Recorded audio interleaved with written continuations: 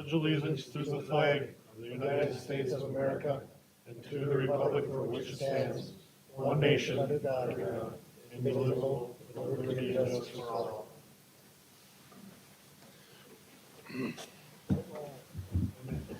Roll call, we're all here.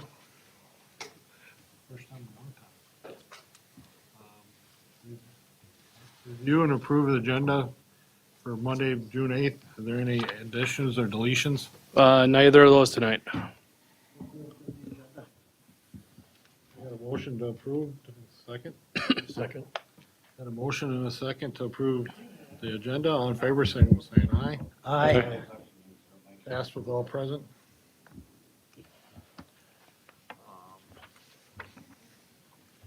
Conditional use permit. Notice of public hearing, Waite Park Planning Commission will hold a hearing at Independent School District 742 Administrative Office, 1201 2nd Street South, Door 5, eastern side of building, 6:30 or soon after, Monday, June 8th, 2026. Request of Todd Held and RHL Inc. for a conditional use permit to allow for a digital off-premise sign billboard and established off-premise corridor. The property is legally described as 32.2 acres, part of Section 25, Township 124, North Range 29, West, all in the city of Waite Park, Stearns County, Minnesota. Public hearings opened at 6:32.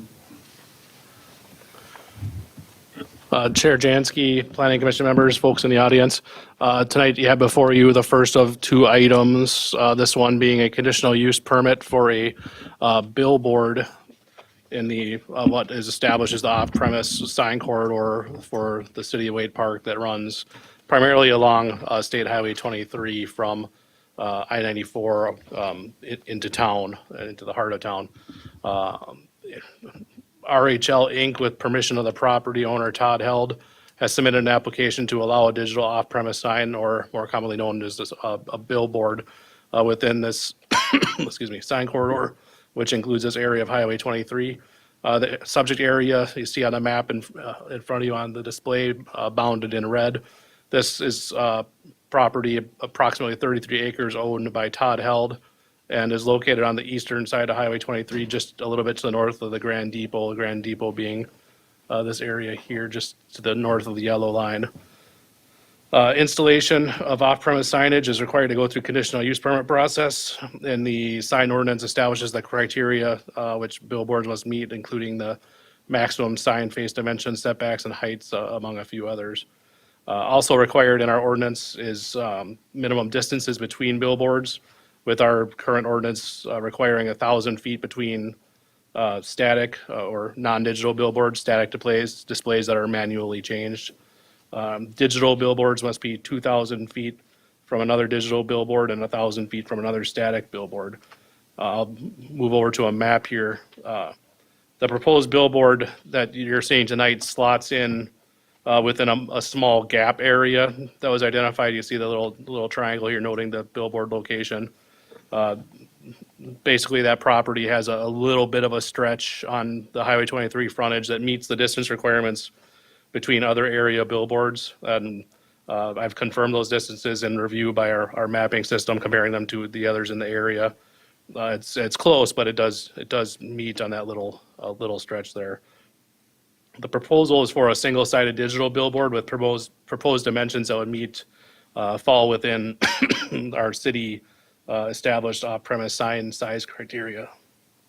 I did receive contact after the notice went out from a nearby property owner that maintains an existing static billboard upon their property, which under ordinance, as it reads at this moment, would be precluded from being converted to digital if if this proposal goes forward, as it would then not meet the distance separation between the digital billboards. They have not indicated any previous interest in converting, but and we can't include any modifications or relief for that. That would be a separate proposal. But I just wanted to put it out there that we did have a contact regarding that particular aspect. This project or this request can't be considered based on potential impacts to others in the area, as long as the applicable ordinance requirements are being maintained under the proposal, which they are at this time. If that property owner were to come forward, they always have the ability somewhere in the future to bring forward an application for variance or relief from that standard if they did want to pursue changing to digital, and that would be considered on its own merits at that time. But with this request, we can't wrap in anything that pertains to that. Due to the proposed location being located adjacent to a state highway, an approval and permit would be required from MnDOT prior to any construction permit being issued. That's standard for billboards. I just have not identified any concerns with the proposal at this time. My recommendation would be approval of the conditional use permit for the off-premise sign, digital billboard, with the following conditions. Number one, a permit from the city of Waite Park shall be obtained prior to fabrication or installation of the billboard structure. Permit will not be issued unless a valid MnDOT advertising device permit is on file with city of Waite Park. Number two, applicant and city staff shall demonstrate that any and all billboards owned or operated by RHL Inc. have paid necessary annual licensing fees prior to issuance of permit. At this time, we have no reason to believe otherwise. It's just a confirmation, kind of standard boilerplate requirement. Number three, proposed sign face dimensions shall reflect maximum sizes of 12-foot height, 36-foot width, not to exceed 400 square feet per city ordinance. Number four, total height of the billboard shall not exceed 36 feet above grade of adjacent northbound, that should read northbound lane of Highway 23. Number five, no more than one sign face shall be installed at any time. Number six, proposed off-premise sign is subject to annual licensing by a city, and payment of fee is established in schedule of fees and updated from time to time. That would be my recommendation. I don't see any major concerns with this, and as far as the adjacent or nearby neighbor, we could certainly review that at such time as they would want to bring that forward if they ever choose to. But I'd recommend approval of the request with those conditions of approval, and you could certainly open it up for questions or comments and the public hearing component. Okay, this is a public hearing. If someone wants to come up to the mic and state your name and address and concerns or for it or against it. I'm Troy Rayom with RHL from St. Cloud, 25113 21st Avenue, St. Cloud, Minnesota. Obviously, I'm here to say that I'd like to see you guys approve that because it's my company that's wanting to put it up. John, I didn't know that it was single-sided though. I think our intention was to start with two-sided, one static and one digital. And once we had enough things happening, we'd like to, probably convert both sides to digital. Is that an issue on a billboard to be a single or double-sided? As long as the dimensions don't change per sign face, Yep.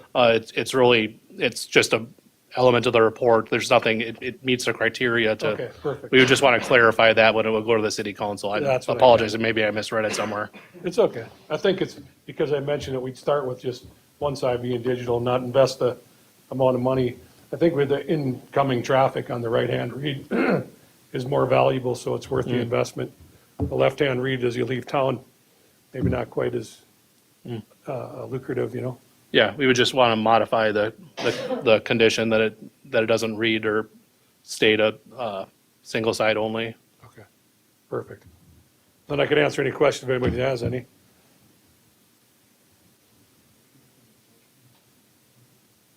That's it for me. Thanks. Anybody else like to come up and speak?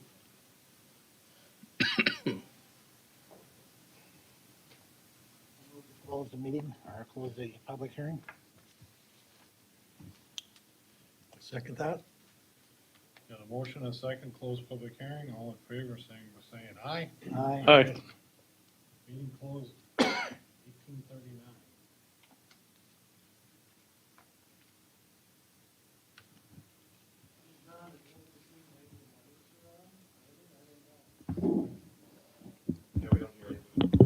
Test. The mics are more for recording purposes than for audience in this. well, we'll do our best to speak up. I apologize. The mics, again, they're not for, they're not for speakers in this room. They are to be picked up so it's a little more clear on the recording.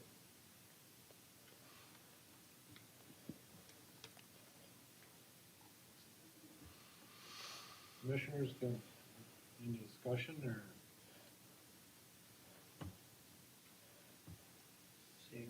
Seeing that everything has been very well covered in the initial report, I guess I would make a motion for approval of the request as submitted with the conditions stated.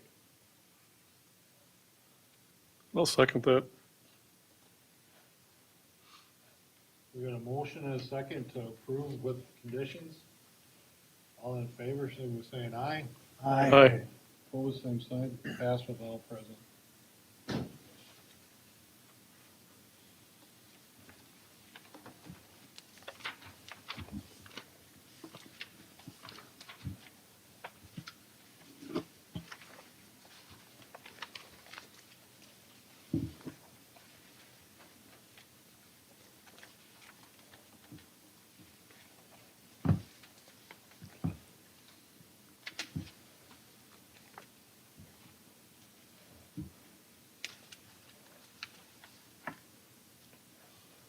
Once again, Waite Park Plan Commission will hold a public hearing at District 742 Administrative Offices, 6:30 soon after. Request of MTL Partners and Knife River Corporation for a 5-year renewal and amendment to interim use permit for extractive uses of mining modification plan in A1 Agricultural Residential District, and to add additional quarried area within the property. Property is southeast quarter 29, township 124, range 28, lying northwestern of Highway 15, thus accepting certain areas all in the city of Waite Park, Stearns County, Minnesota. Public hearing is opened at 6:42. All right, Chair Jansky, folks in the audience, I'll try to speak up a little bit, just to make sure everyone can catch what I'm speaking here. For this project, the applicant, again, is MTL Partners and Knife River. This is an amendment to an interim use permit for quarrying or removal of granite in an A1 ag rural residential area. This property has been through a couple different actions at the planning commission level. Some of you on the planning commission haven't maybe been here for all of those.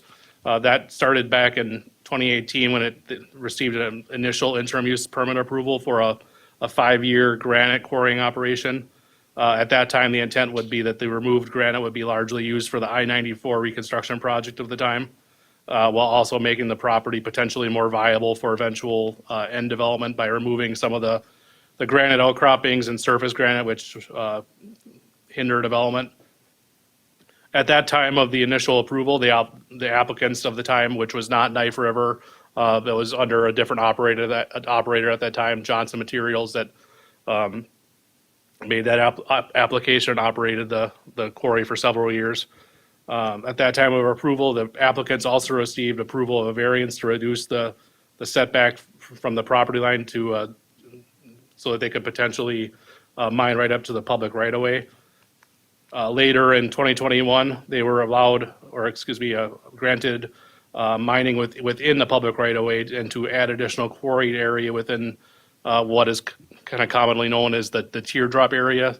You see on the screen here, it's this smaller area on the southern side of the property to allow quarrying within there. That wasn't initially part of the initial approval in 2018. At that time in September, a 5-year extension was also granted in September of 2023, which was the last time this has been before the Planning Commission, which would expire at this time on April 21st, 2029, unless renewed. So this project, this parcel has had a few actions before you, and they are looking for an additional one this evening.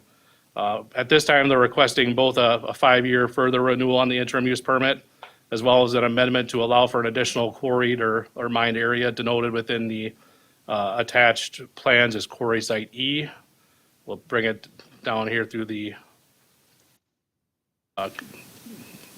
site here. Bear with me as I go through quarry site E on the northern side of the property. You can see here the other quarry sites that they've worked on in the past. A, B a little further down, C kind of in the middle, and then quarry site D, which would be the teardrop. I don't believe any action has commenced in there as of yet, but they do have the approval to do that. The quarry site E is comprised of approximately 4.4 acres and would be expected to produce additional nearly 99,000 cubic yards, or approximately 198,000 tons of granite and approximately 109,000 cubic yards of overburden. In going through the application, I wanted to point out that the applicants in their materials were proposing or requesting hours of operation from 6 a.m. to 7 p.m. Monday through Friday, as well as 6 a.m. to 3 p.m. on Saturdays. The current approval for the project maintains hours of 6 a.m. to 6 p.m. Monday through Friday, and the adjacent Fedor quarry to the south that's unrelated to this request, but for comparison's sake, that one was approved several years ago, 2020 or 2021, I believe. That maintains the same approved hours of operation, that's 6 to 6, Monday through Friday. I would recommend keeping those same hours of operation. I feel that that's worked fairly well as giving some relief for any noise for neighbors in that area. This area does have a handful of residents that live up and down the road there, so I think that they deserve to have that that quiet on the weekends and during the little evening hours. I think that's important to maintain, and I would want to extend that for any future requests in the vicinity as well. I think that does a good job of maintaining those relationships with and limit the impact to those handful of residential properties that are in the vicinity. No major issues have been associated with the ongoing work at the site. The applicants have worked in good faith to resolve the handful of questions or things that have arisen from time to time over the years. Staff, I do not have any concerns with the requested extension. Per request made, some of you planning commission members were not here a couple years ago when we updated our quarry ordinance and incorporated some requirements to notify the DNR and Stearns County staff just due to the quarry park being in the vicinity. So as a courtesy, we notify them directly and make sure that gets to the right person right away, that they can get eyes on it and give any feedback. I did not have any comments received from the Stearns County staff, but did have a comment received from the DNR, and that's been incorporated within the suggested conditions of approval. Did not have any feedback or comments from the DNR area hydrologist. There's no water draw associated with this, and I believe the applicants can speak to that a little further. I know that's always a point of interest for the city, anything that's going to be taking a big amount of water. This is not proposed to do that. They haven't thus far. Anything that does that goes through a DNR permitting process for dewatering, and the city gets a chance to review and comment on those actions or those permits. We prefer to defer those sort of water-related aspects to the DNR because they have jurisdiction over dewatering permits. Although we do have staff that, if and when they come up, we do try to comment on them and suggest any conditions. They're not required to take them or incorporate them, but we do point out any points of interest or concern that we want to make them aware of. We've done that in the past, and we'll continue to do so. Staff would be supportive of the request for the 5-year extension of the interim use permit and amendment to the add addition of the quarried area, provided that the applicant secure any additional permitting from outside agencies as may be required, and that all the current conditions of the previous approval continue to be in effect and the site maintained and operated accordingly. So these conditions that I'm reading off tonight are above and beyond the previous 2018 approval conditions, which are a fairly long list, a couple dozen different conditions. These are supplementing those. They are not replacing those, and some are put in just for clarity. They don't supersede anything, but it's just to drive things home. Number one, all conditions of previously approved interim use permit, including the 2021 amendment and 2023 renewal, continue to be in effect, including but not limited to days, hours of operation, and reclamation requirements. Number two, approved days and hours of operation are Monday through Friday, 6 a.m. to 6 p.m. Number three, additional approved quarrying sites are subject to additional review permitting by any and all outside agencies as per the initial interim use permit approval for the property. Applicant bears responsibility for securing any additional permitting or review by such agencies as may be required.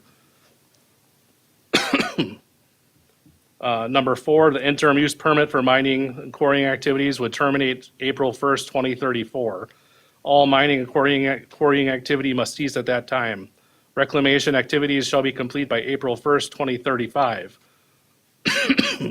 Excuse me. Additional renewal may occur subject to processes established by City Ordinance Section 52.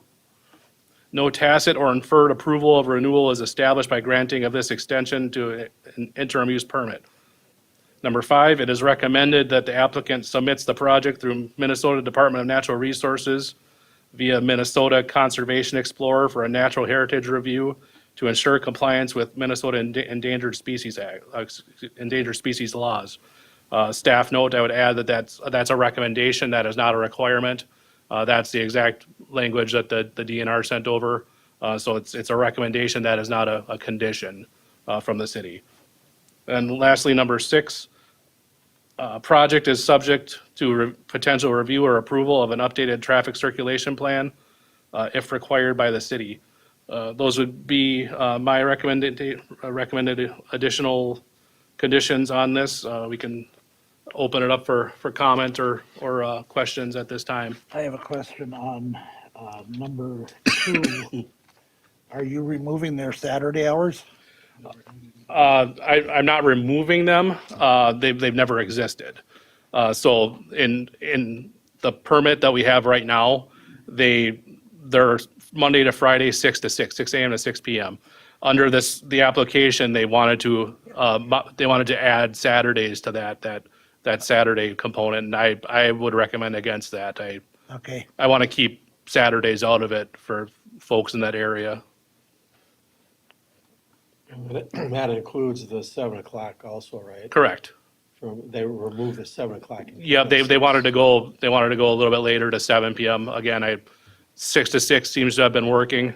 We haven't had any major concerns brought forth that it hasn't been. I'm reluctant to monkey with it, to be honest. I think, in the summer and the spring and fall, people deserve to have that couple hours in the evening that they can be outside without, having the activity and have a little bit of quiet, and same thing on Saturdays. I've got a question, John. If they're applying for a 5-year permit, why are we setting out a date 4 years for that 5-year permit to start? Because it would be, the renewal would be on top of the one they already have in place. The existing renewal is not up yet. Applying for a 5-year permit, that starts today. That's a 9-year permit you're giving them. Well, they're I current, don't think you started on a future date. You didn't last time. They were 18, in 21, they got a renewal. In 23, they got an extension. But that started in 23. yeah, if you wish to modify that, you certainly can. Yeah, I think. I don't have any qualms with that. It's just that then they have to come back a little bit I earlier. just think it's kind of loose handling of it. I think when you go out for a 5-year permit, you're starting it now.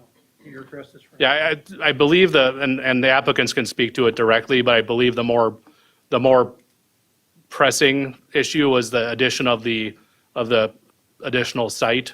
I think that it was basically that while we're at it, we can review the renewal rather than coming in. And honestly, I got a little crossed up too, because when we do multiple actions on these, it's easy to get kind of, we do 18, we do 20, 21, 23.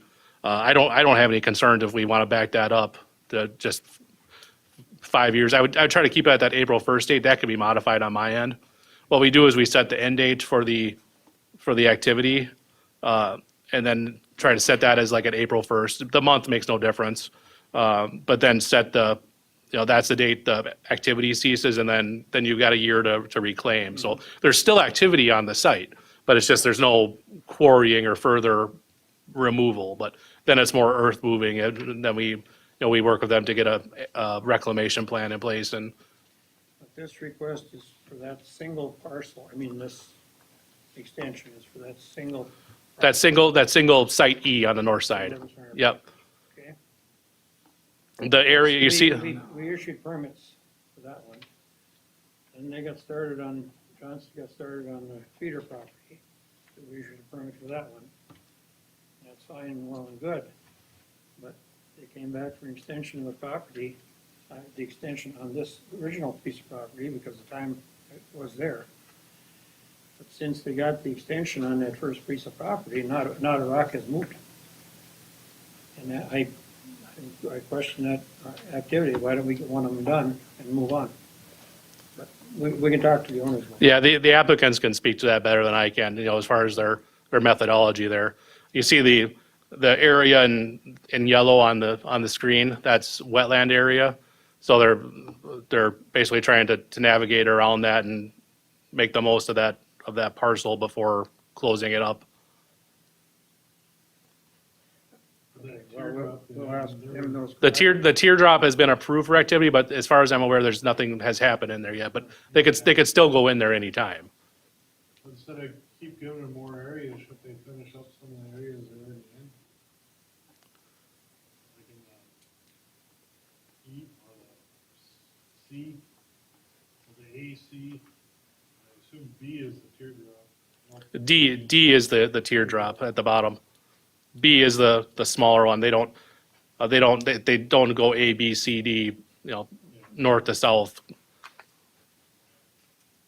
Instead of keep adding more areas, they finish what they're already in. Yeah, I can see where that would make sense, but again, there's probably something driving their methodology that perhaps I'm not aware of, and they may be better equipped to speak to that if you want to have them comment.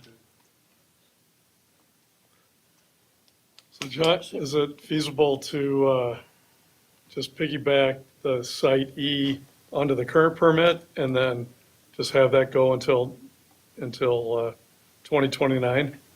And then do a 5-year renewal on the whole thing at that point? Is that feasible? It is. I mean, that can certainly be done if your comfort level is more in line with that. It just means that, they could potentially have to come back a little earlier, but that, I don't have an issue with that. If they don't, that's fine. It's, If they want to keep those other sites open, they're going to have to come back anyway. yeah.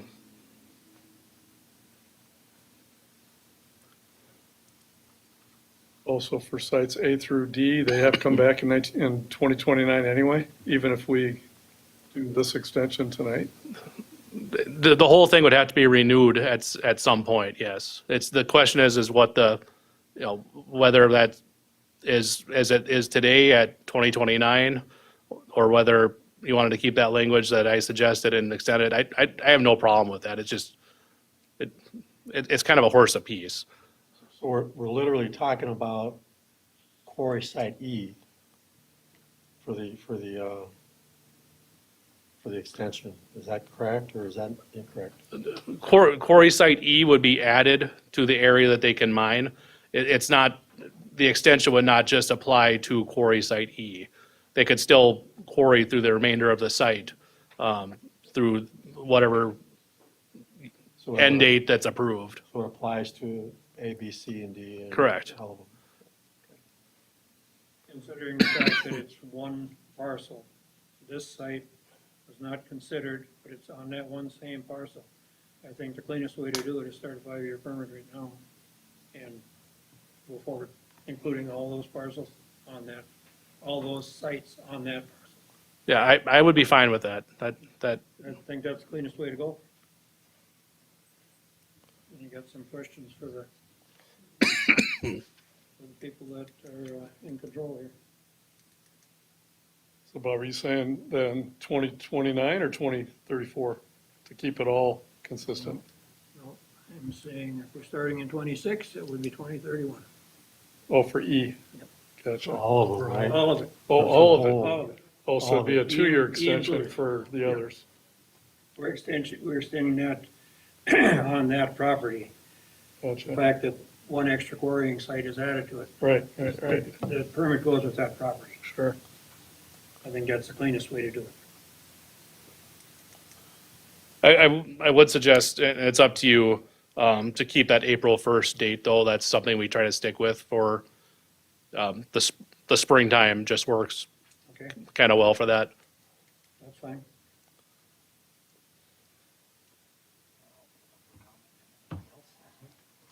There is a public hearing, if anybody wants to speak for or against, or Emil Tabbitt, 1709 Granite View Road.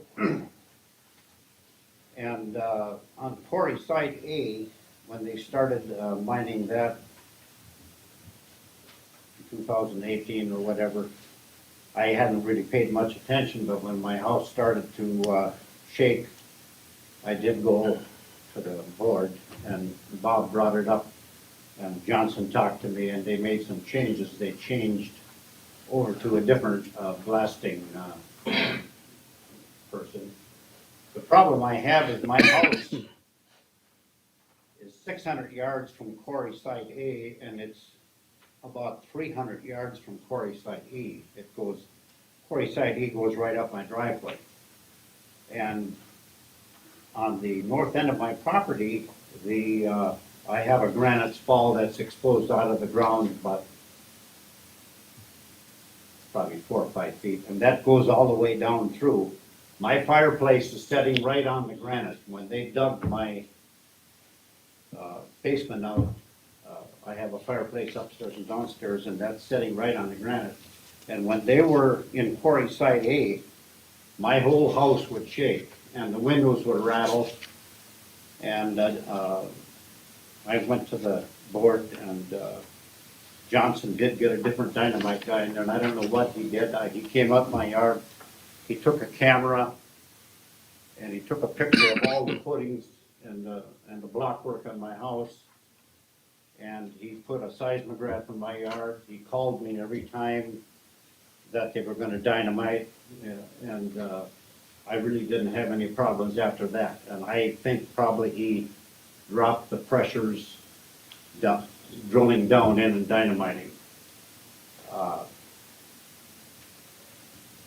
Being that this Quarry Site E is only 300 yards from my house, I'm very concerned about my structure of my house because of what happened on Quarry Site A. So,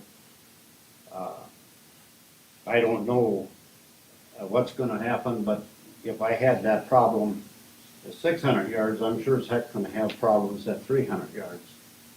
And I have a full basement down there, and that's what I'm concerned about.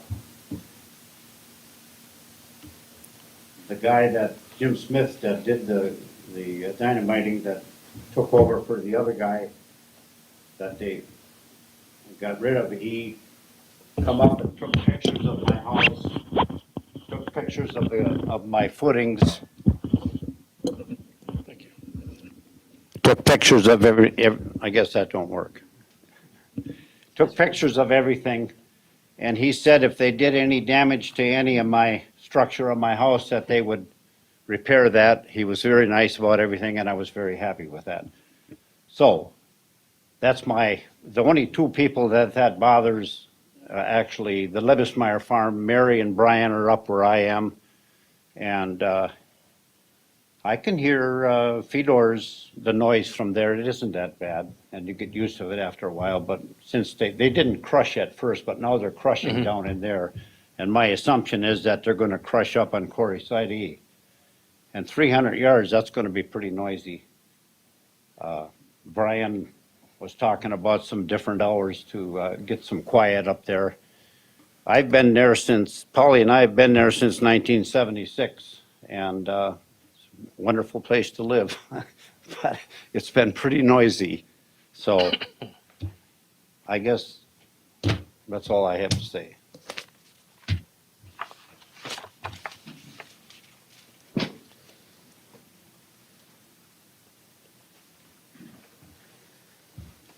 Hi, I'm Brian Libesmeyer, 1703 Granite View Road. I use Emo and Polly's driveway. I was just listening to everything in the Site E. Do you just wait on that one altogether with all the other work they have? I don't know what that site contributes to the teardrop or anything like that, or is that the one they want to start on first? Will it be filled? Is it going to be a quarry? What are their intentions? Because they filled Site A with gravel and sand, but is it supposed to just stay a quarry? Does anyone know that? Mr. Chair, I'm going to interrupt this and maybe have, do we have the? Like forever, if It would be the good to guys give come up and. a little presentation so we know what the plans are, I think, before we get conducting this, if you don't mind. Sure. Come on down. So my name is Jeff Madejczyk. The last name is Madejczyk. I work for Moore Engineering. My address is 3856 Pascolo Bend, Chaska, Minnesota. I'm Steph Bastard, the State Environmental Manager for Knife River. 3702 Countryfield Lane Southwest, Bemidji, Minnesota. So as to the most recent question, the Area E would be reclaimed following the same conditions which are for the other mining areas. So right now, the requirement is to bring them back up to grade. So that would require replacement of any overburden that was stockpiled and then bringing in fill from other Knife River operations to bring it back up to grade. Because as John stated, the original conditions of the permits would still apply, and those conditions were to make the site available for future development at some time when the mining was done. So reclamation for Site E would have to follow the same rules, which is to bring them back up to existing grade. And I think the application provides a figure similar to that. Not sure what other questions or items you'd like to go over at this time, Mr. Commissioners. The property now is owned by Knife River, correct? Yes, sir. Purchased it from the Klein family? Correct. How deep would Quarry E be? Currently, Quarry E is proposed to, I think it's 1035, so that's 50 feet, I believe, below about the, I think it's 1085 is the, I should have brought in my glasses. Existing grade is about 1085 and, okay, thank you. And the proposal would be stepped down, so about 50 feet. 50 feet for mining is pretty typical that you can go before you have to start benching, further and having more detailed haul roads and mine operations. So this would be a pretty simple mine plan to go down to about a depth of that first bench. And then once that material was extracted, then you'd reclaim back to existing grade. Do you guys want to crush and right at Site E, or would it go over to Theodore's?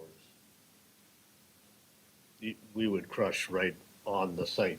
I'm 'Cause not, I can hear the- I'm not 100% sure on if it would be crushed there or hauled to the larger east side, but being 4 acres, that's pretty large, so we would probably crush right there.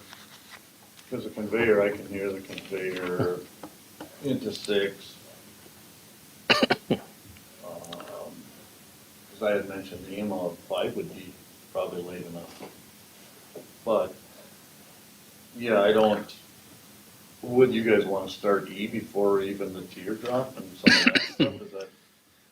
So my understanding is, so A and C are basically mined out, so they're in the process of reclamation. That would be the only activity you've seen in those areas. B is partially mined. There's a little bit of material that still could potentially be removed from there. D had not yet been started. Steph, I apologize. I don't know if I know the exact sequencing of D versus E, if that's been discussed. back to the, sort of the timing that you guys, sorry, my allergies are really bothering me. The timing that you guys mentioned, I think, I understand there's been several renewals or resubmittals on this site. You know, some of those were with past ownership. The site has changed plans. I think with our intent at the application, 5 years from current for the full property with all of the mine sites would be our intent as the applicant, and that would make sense to us, rather than have, as Commissioner Zavansky stated, I'm sorry, I pronounced your name wrong. You know, that would be, it would be cleaner and easier than to have different mine areas at different times. I think that 5 years, if that, you know, for a typical CUP, and then for that to cover these areas, and then, you know, we'd be required to resubmit or reapply if anything was to continue. And I realize in the conditions it currently states that just the ability to reapply does not provide for or guarantee any future renewals. So if we were to get a 5-year extension and then it was, you know, denied after that, then we'd be held to the reclamation activities within 1 year of the end of the permit. So are there any allowances made for houses that are possibly damaged in this? Has there been any discussion about that issue? Because to me, that kind of seems like a big deal. I don't know if there's been any discussion. I know we went through quite a process on the Mick Fedor pit and the blasting there, and we have sizable grass where we monitor every, I don't remember how many times, but we have all the grass. We're well below what is required. And I guess we have not even seen any damage on the house that's located on the feeder pit with the blasting. So being that low as far as the blast seismographics, we don't see that there'd be any potential. But we would continue the monitoring as part Oh, of yeah, this. yep. We Yeah, the monitor monitoring all- that was we monitor commented. all blasts. Just to add in here from a staff side, regarding crushing, this property was specifically excluded from crushing activity under its initial approvals. I don't believe that anything subsequently has added that in. I would have concern with crushing on this property, just given that we're getting within uncomfortable distance to the southern boundary of town there, you know, between the Libsmeyers, and then immediately to the north, you had the Heritage Drive area. That's pretty senior oriented as well, as those folks are around a lot of the time. I would not be in favor of adding crushing activity on site, particularly when, you know, the applicants do control the nearby Fedora quarry that does have crushing allowed. You know, the arrangements can be made. It's probably not ideal, I understand that, but I think arrangements can be made to crush at that location. Even that's not been perfect, but we knew that kind of going in, that, you know, that was probably a better site than this. You can see in front of you is the initial 2018 review where it says no crushing activity shall occur on site. That was, I recall that was a concern that came up at that time. Sound like that could be a feasible plan for you guys? John, is that crushing facility, is that the site just a little bit south of Quarry Site D? It's Right just, past- it's just basically the next property down around the bend of the roundabout. It's not terribly far away. Yep, okay. We would have, if that were to, you know, if that's a goal that they want to, and again, it's a little bit us as the city that would be driving that need, but to move material on the roads, we'd have to have some conversation with them if there's a lot of material being moved back and forth, just to ensure that we're not busting up the roads too much either. But that's something for our public works and city engineer side. But if that's something that we're requiring, then we have to have a little give and take on that. But I'm very skittish of any crushing activity. I mean, anytime we have a crusher get up and going, it's bumpy, you know, it's everybody's tolerance and everybody's perception of what that is a little bit different. Some people it doesn't bother them at all, and some people it's the end of the world. You know, I got calls over on the St. Cloud side. I got calls from the St. Cloud City Council when that got up and going. Everything was within bounds, so there's, you know, no reason to to take any action on it, but those are the kinds of things we deal with that crushing activity. I know when they've gotten the berm up and going there, it's gotten a lot better, and we haven't had any calls for a couple of years now, but they're not easy to when they come online. It takes a little bit for people to get used to them. That would just be, Site E especially, where they're looking at, would be uncomfortable for me because we're broaching that south end of town.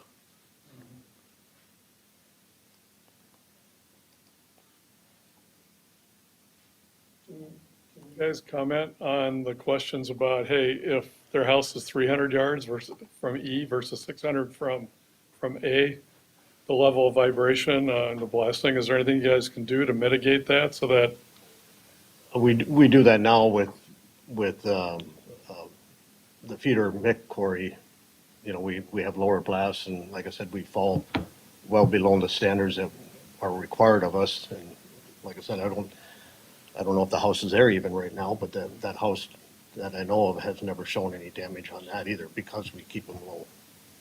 We'd have to We continue. do more multiple ones than single larger blasts. We'd have to continue to monitor, obviously. My name is Alex Hartman, 3006 20th Street South, St. Cloud. I'm here representing TJ Communications. Tom Bell owns the land just south of the quarry there on the roundabout. It was before the Real Estate Commission when they did the eminent domain to put the roundabouts in. On behalf of Mr. Bell, I own a company called Optimized Media Group. We are a management company for broadcasters and radio and RF. And I work for St. Cloud State University, which our school radio station is on that tower. Also on that tower is life safety pagers for the hospital. On there is the two-way communications for the bus company, the garbage company, and the school buses for all the cities. So we have a vested interest in making sure power doesn't go out or the tower getting knocked down by said vibrations.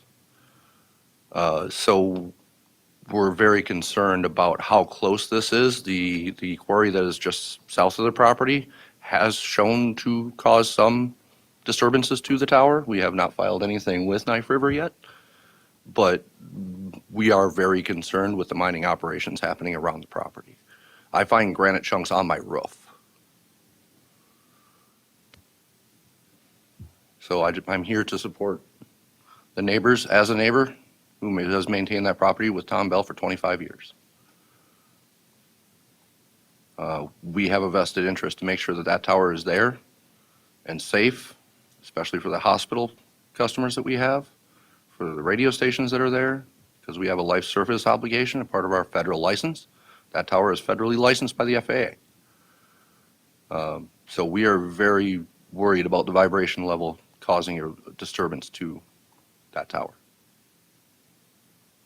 So for Knife River, question would be, the blasting that you did at the previous quarry sites did do some disturbance to us, but was easily reclamated for us.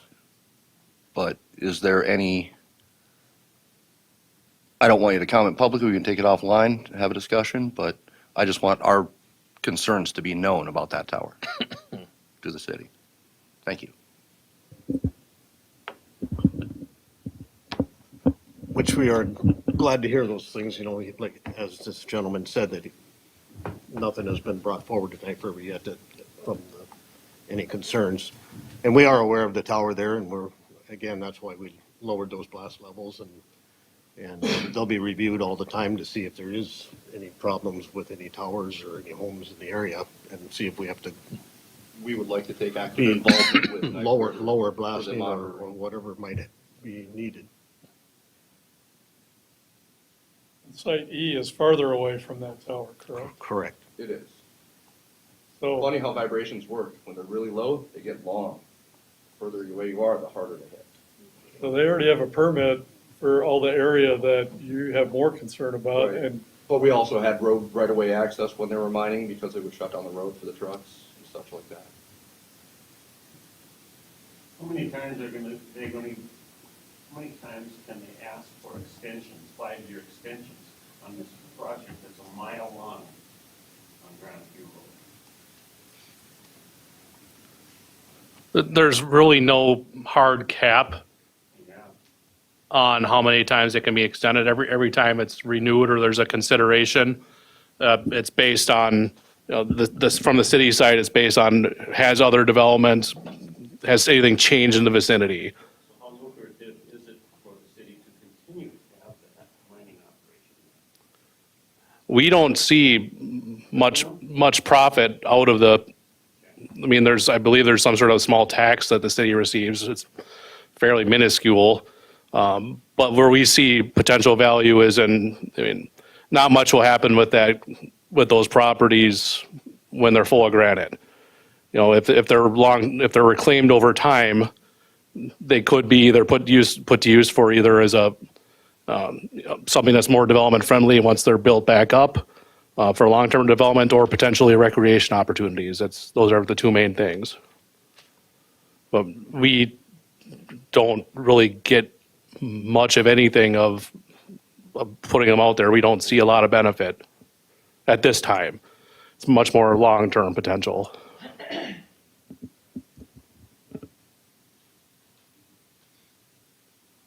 My name is Candace Gronke. I'm at 2180 Granite View Road. I'm not residing there currently. I own the property at 7 acres with a little red barn. I grew up on that property before. I don't need that, thank you. It's I for don't the think it's- recording. I don't know, oh, okay. It's not to amplify in the room, it's for Okay. the tape. Thank you.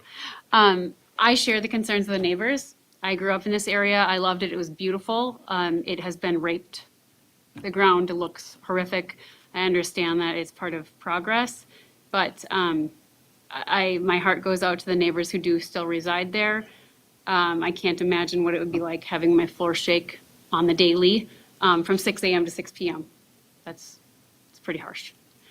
I am interested in, I feel like my plea is a little bit more menial in comparison to people whose daily lives have been affected on the daily for the last several years. When this project started, I was not full owner of this property. I am currently through an estate dispersal. And so that's why I'm here tonight. I'd like to play a larger part in what happens moving forward. And so I feel like I've been waiting, along with everybody else, for this time frame to be done. The reclamation needs to start. The property value has stagnated, and the taxes don't reduce. They just continue to increase. So the value of my property, along with my neighbor properties, is not increasing. There is a certain understanding, I think, in the community that when there is a project like this that needs to be done, we understand that this is part of progress. There's an end plan, there's a reclamation, there's something beautiful in the future. But there's a limited amount of time that residents and neighbors are going to want to deal with the lack of progress financially, the disruption of lifestyle. And I think we've all waited a long time already. To be frank, I was pretty upset when I received the letter indicating that there was going to be yet another extension. It's already been going on for many years. I really, really appreciate the commentary that, you know, can we mine all of this at once and start the 5-year extension as of today? Because that gives those of us here who have interest in the properties a semblance of hope that this will be done at some point. And I would request that another extension would not be granted. It's already been going on for a long, long time. With the proposal of the 2031 end in April and 2032 to reclaim, I'm interested in finding out tonight what that reclamation plan is. What does that look like for the properties? What does that look like for the future of the 33rd Street South? What's the plan for the community growth from that point on? I also happen to own the property on the other side of the roundabout, immediately adjacent to Quarry Site D. I'm very, very concerned about the blasting that's going to be happening there because there's already indication of some landsliding and erosion coming down from that roundabout onto the side of the property where my barn lies, the northernmost property. So if there's blasting that happens in that teardrop, so to speak, I'm very concerned with what kind of damage that's going to do to my barn. It is a historic barn, the foundation, just that property in general. I'm literally across the street from it. So I'm interested in knowing what Knife River plans to do as far as prevention of property damage with that blasting. Unfortunately, when that was approved, I was not owner of the property. So this is a little bit retroactive here in my questioning, but I'm interested in knowing what's the plan. I'm also interested in knowing what happens when the reclamation goes through. Chairman, you indicated that, not much will happen with these properties that are full of granite. Well, my property will remain full of granite because there's no blasting going on my property at this time. So if Knife River is interested in a conversation about purchasing my property, that's something I'd be open to, potentially increasing the mining in the area, but being a little bit more fair as far as the residential area and possibilities in the future. I think that's all I have. Director, would you please highlight the property that she's describing? I'm sorry. Thank you. Part of this little red barn's been there for a very Yeah. long time. 7 acres. Right at the bridge, around the boat. Where that, Yeah, the description is 2180 Granite View Road.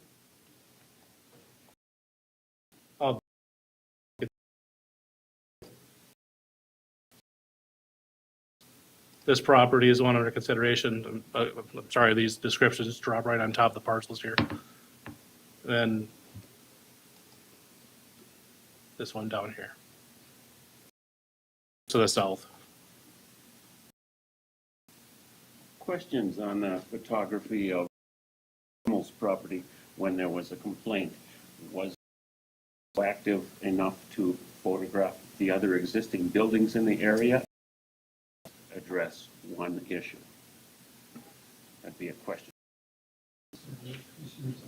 It was prior. Sorry. Working media.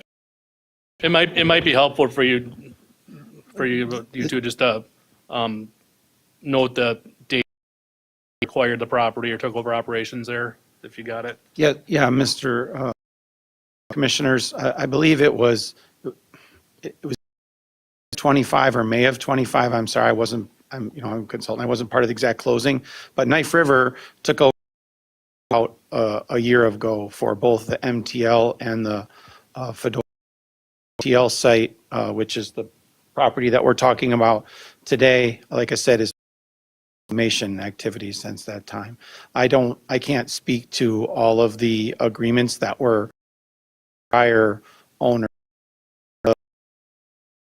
Johnson Quarries that was referred to by the other resident was actually 2 owners ago, because I think it was taken over by a different entity in between Johnson Materials and Knife River. So I don't know everything that was done up to that point, but Knife River is saying, we're saying that we monitor the other residences that are on the adjacent quarry, and that we would continue to do the same going forward. I mean, that's what we have to do, is to continue with the monitoring activities that we're already committing to. So you put a monitor like up at Eagles. Yeah, they come up every time they blast. And Todd, one of the foremen. The old company did, Knife River's new. Yeah. But we use a third-party contractor for blasting. We don't have our own blasting materials kept on site, or we're using an outside entity to come in and conduct those blasting activities. So we'd have them conduct the same activities as. Like you said, They come up in my yard every time they blast. And they put a temporary seismograph up there. When Jim Smith was hired by Johnson, he came up there and put a permanent one in my yard. And he had a Bluetooth to his phone, and whenever they blasted, he would read that. He called me every time they blasted, and that was very nice that he did that. Does Knife River currently have any of this equipment, or is there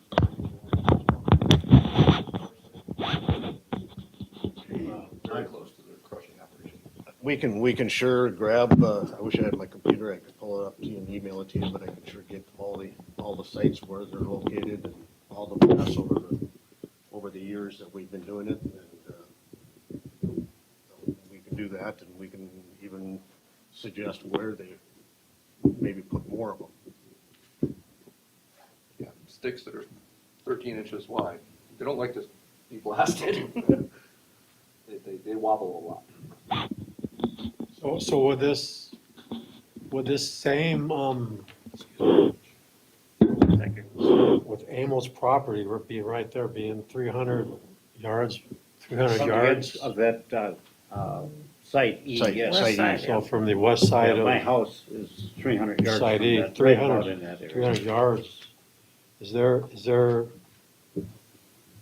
there the same type of thing that's going to happen with Knife River that happened with the previous contractors that were there? Where sounds like they worked really well with Amo as far as letting him know what's going on and things like that.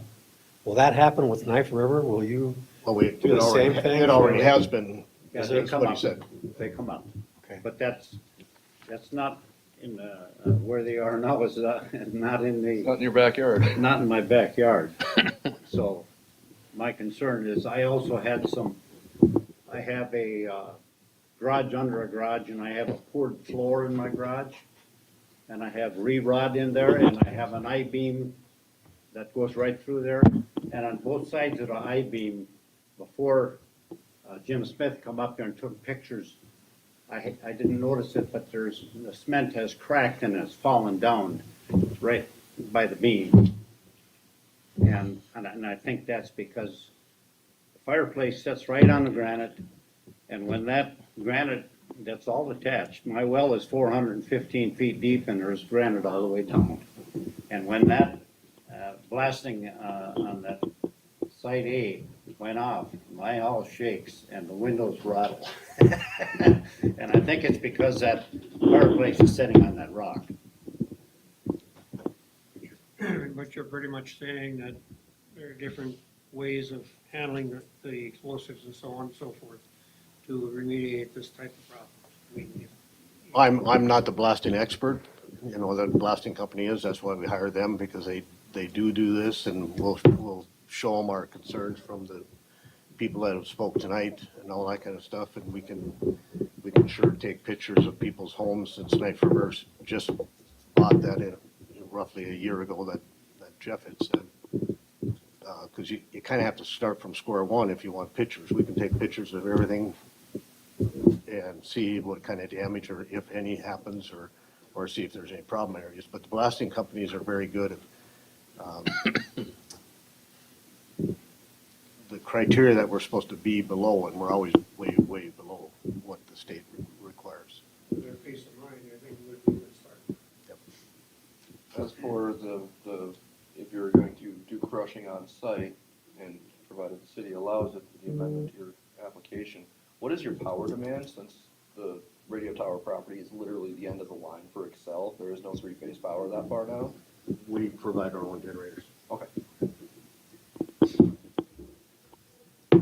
And then originally, when you did Site A, there was a lot of water hoses run across driveways and such.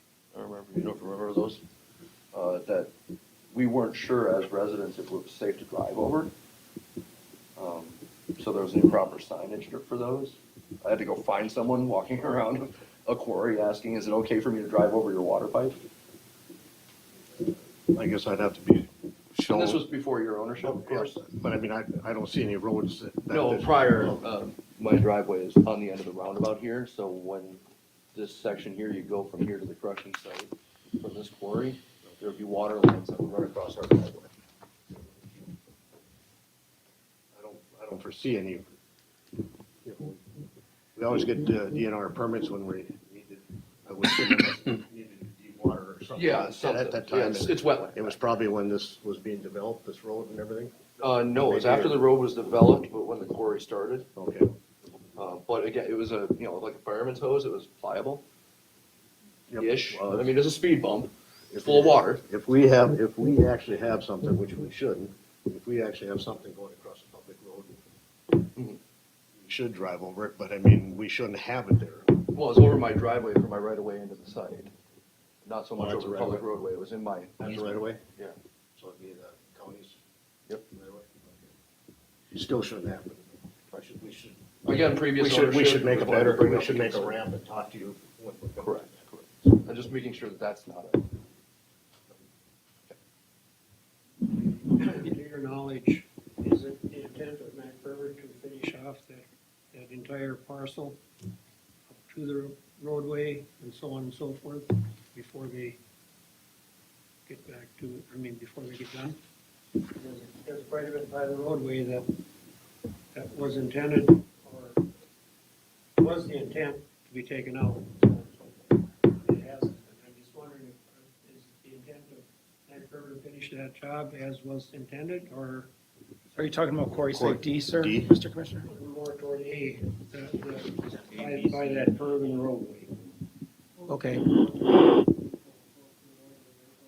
No. yeah, I'd have to, Which section? A, you're saying? You have to scroll down. so you're saying A was never fully mined compared to the original permit, Mr. Commissioner? Because A is at the top in the north. Yeah, D right is now, the I mean, teardrop, and based D on is right on the my roadway. understanding, and we can provide more information, but mining activities that we're proposing are done at A, and we're only asking for, we finished the reclamation, has to be finished, but that mining would be in B, D, and then the future E if it was approved. So you're saying B has Reclamation not been it- touched yet? D has not been touched B in. is in Bravo? B is partially mined. There is some material there, but it's not fully mined. So there's not a lot of material. I think between B and D, just for scale, the total amount of material is in the 10,000 yard range from those two quarries, whereas the E site, with its larger contiguous nature and easier to be able to get down, it's like 10 times that, closer to 100,000 yards. So the total amount of material to be removed from the remainder of B and D is less material. Given the 5-year permit, I'm not a mining guy, I do radio. In 5 years, can you reclaim site B, D, and E? Yeah, I mean, it's really all about how many trucks if It depends. an efficient way to do it, right? Like, if, say, for example, an efficient way to do it is if you're taking out material to take somewhere, if you're bringing in material from a different site, you have your trucks loaded both ways, right? So, depending on what operations you're balancing across multiple sites, facilities could be moving, pretty quickly, or some sites might be moving more slowly, but, Because even these are based on jobs or whatever awarded to Knife River. So, I mean, if you never had any sales for this product, right, we wouldn't be in it for a while, but we would rather get sales for these products.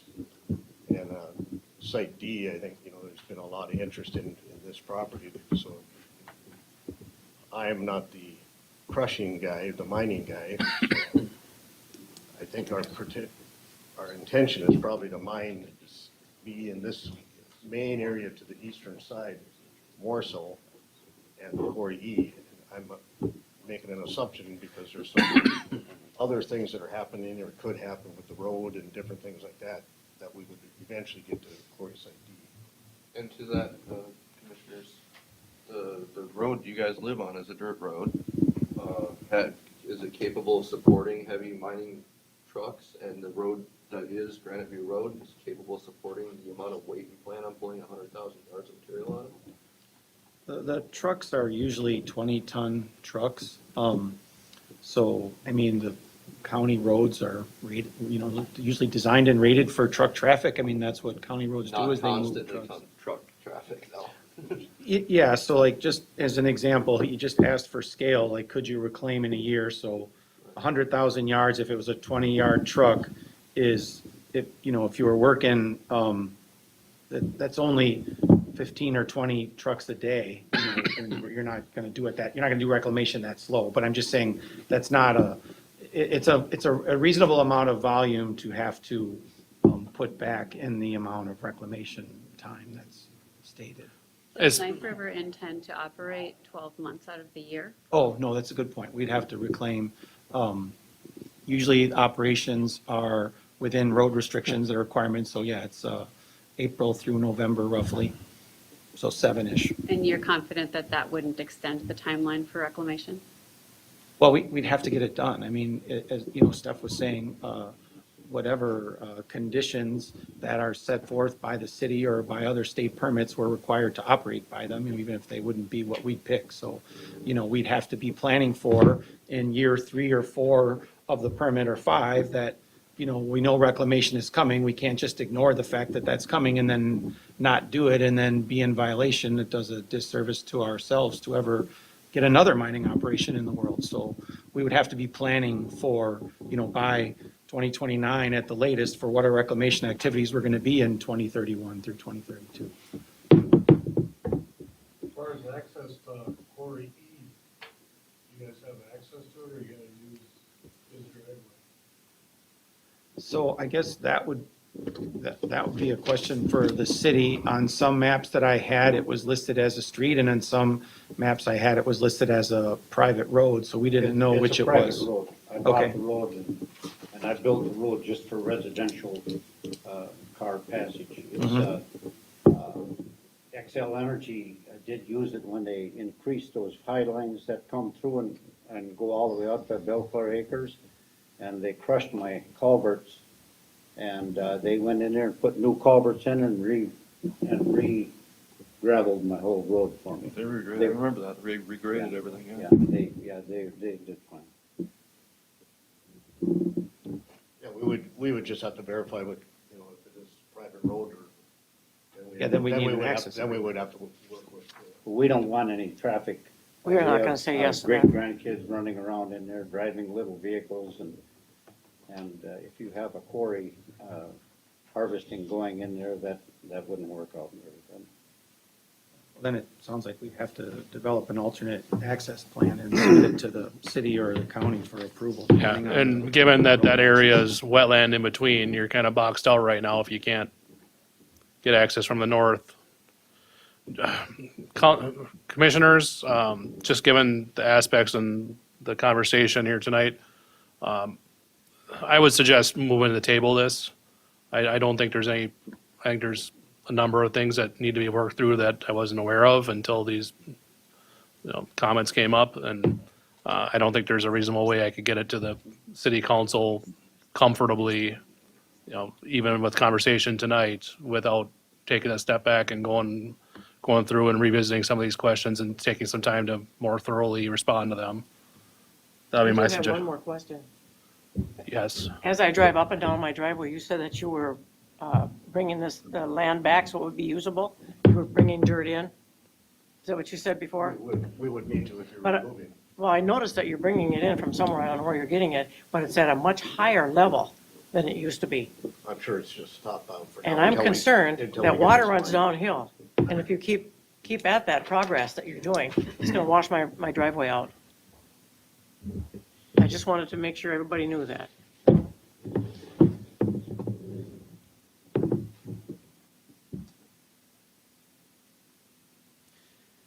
When is the roadway on 33rd extension supposed to go through from the cul-de-sac at 33rd and the mining operation to 137 at Belclair? There's no firm timeline for that. It's, the Southwest Beltway is decades in the making. There's no hard timeline. There's no funding associated with it. Decades in the making Yeah. Radio already. tower's directly in the way. Is it? Yeah. Well, We no, talked about progress. that. They're We saying talked about that progress. At length at the know. township level already, and that's in excess of 30 years ago now. But, yeah, We were talking about it then. And the county has a moratorium on building towers, so I can't been move. 30 years since they've sat Yep. with you. We're gonna have to give you a variance. Yep, Yeah. good luck. John, given some of the concerns tonight, I mean, it sounds like we might also consider some more monitoring activity if that isn't already in the earlier. That's permits. one of the, I mean, I would go back and that's why I've been trying to get everyone to speak into the mics so we can pick this up for review later. You know, I'm able to pick up what I can from conversation here and make notes, but We want to catch all the conversation as much as possible. But yeah, that's one of the elements I would want to go back and, see if there's some way to touch up. Number one, compare against what's already in there. Number two, there's a number of aspects here that need to be revisited or, get some more attention. I don't know at this point, to be honest. I mean, I could invoke an extension of the 60-day rule and buy us some more time. We're not anywhere near the timeline of the operation running up right now, so there's no pressing need. It's only a matter of, how much do they want to do that site E, but obviously there's some things that, we need to get a better handle on and have a little bit higher comfort level with myself as well. So I'm not dismissing the comments from these folks, and they all have valid points and concerns, and And the current permit? Tabling it, so you talk to Mr. Cabot or that, open up the roads or something, and Mr. Chairperson, yeah, so we knew that there was some different stages of the permit as were discussed tonight, but one of them was September of this year. So we purposefully, applied this spring to be in advance of that September date so that there would be room for attending additional meetings if necessary. If we got done in one meeting, then we're done early, but if, no, that one was on my end. Actually, during the review and report, I had omitted that 2023 extension so you have more time. You're not brushing up against anything right now. understood, but that was the intent of our application in the March, April timeframe was to make sure we had sufficient time to attend multiple meetings, answer questions from the commission or from the residents. And so we had anticipated that we needed to be available and if there was other information. So yes, if we have to, provide the information that was described tonight or provide Yeah, additional I supplemental wouldn't commit to next month at this point. I think I'd have to take a little bit and see. I mean, everyone, if you received a notice for this meeting, you'd receive a notice for whenever that next one would be. If it's next month, if that's enough time, great. If it needs a little longer, that's okay too. I think we would ask for 60 days at a minimum, so we can all individually work with Knife River and the commission to get everything sorted out, so we want to help the progress too, but we also don't want our ground to shake for the next 20 years. Well, you're certainly welcome to contact, Knife River directly with your concerns, but at the commission level, if you want to voice your concerns to them, but I guess the commission what does the commission need?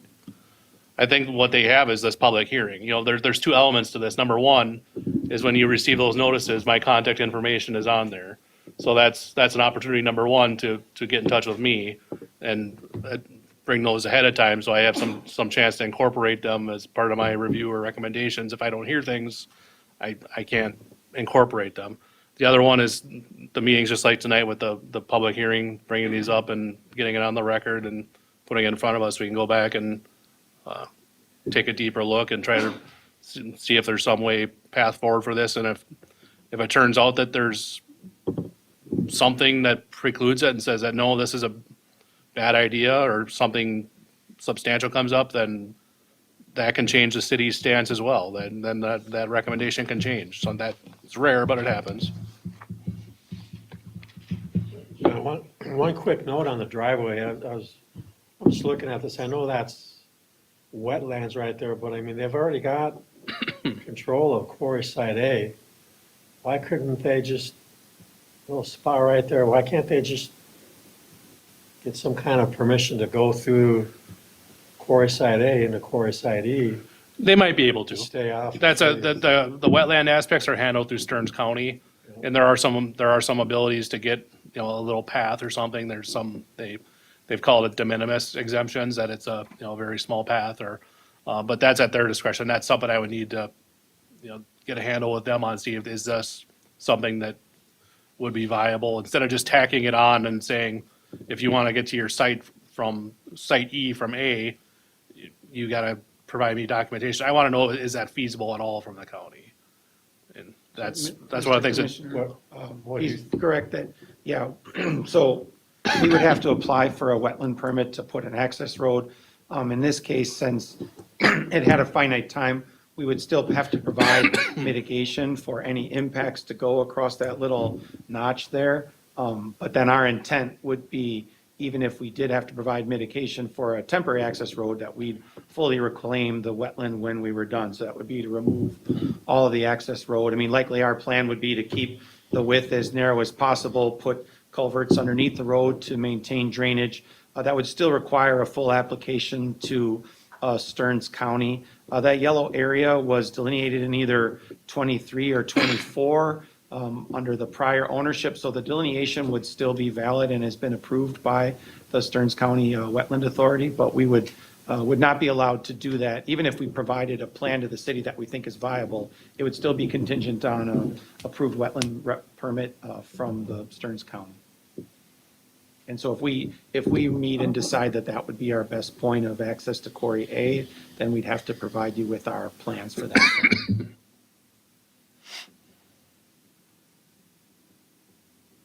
So commissioners, a motion to close the public hearing.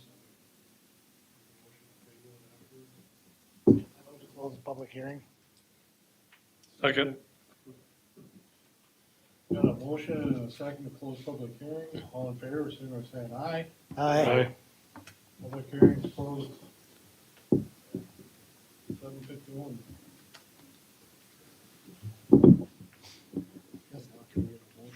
Mr. Chairman, I move that we table this discussion tonight with Knife River's permit request for 60 days. You okay with the date on it, or do you want to just table it? I would just table it for now, because I have to look at where the timeline application was made. I'll need to issue an extension of the state statute 60-day rule. We have time. It's not a big deal to do that, but it's just a formality I need to put out there, and that gives us more time to review. But I don't want to pin it to a date. That might be a little tricky. I'll remove the 60 days from my motion. Second that. And everyone that received notice will receive notice. I'll try to get it out as soon as I can, but notice of the upcoming next meeting that this would be at, so just keep an eye to your mailbox as well. It is a little bit tricky for us because the Postal Service has been spotty, to say the best. Stellar. Yeah, so we send things out that, we have a timeline we need to follow as far as when things get published and when they get in the mail, but the way things have worked, they don't get in people's mailboxes as quickly as we'd like a lot of the time, unfortunately. They go through St. Cloud Live. Okay. Yep, and they are, that's our official paper, so I'd recommend just keep an eye on that as well. The official document would count there too Yep. as well? Okay, thank you. Will minutes of the meeting be available? To the best of our ability. I mean, that's, again, with using the mics to pick up everything, but we'll get the minutes done as best we can and put them up there. But those would come forward at the next meeting, because they have to be approved at an upcoming meeting before they're posted. Okay, hold on. We got a motion and a second to table it. All in favor, signify by saying aye. Aye. Opposed? Motion table. All present.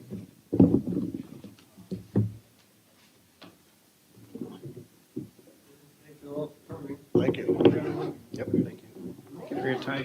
Hopefully we can come to a resolution where everybody's comfortable with and accommodate as much as we can. No, Lot from Clem Creek. nope, none for me. No, it's not related. Okay. Motion adjourned. Oh, and everyone, if you could make sure that you sign in on the sheet back there, so I have your contact information if I end up needing it, that'd be great. Second for adjournment. Thank you. Second. All in favor, signify by saying aye. Aye. Meeting adjourned. 1954. 7:54.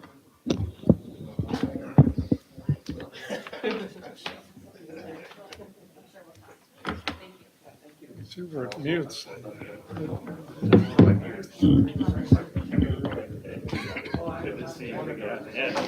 They sent a message, you had a wedding during the radio station. It's so funny, that those were I think, yeah. I don't know, I didn't see. Yeah, it was lovely. It was lovely. There'd be a way to have it. And all the deer, it was so beautiful. Yeah. They're seeing smarter than I was. Yeah. The turkeys are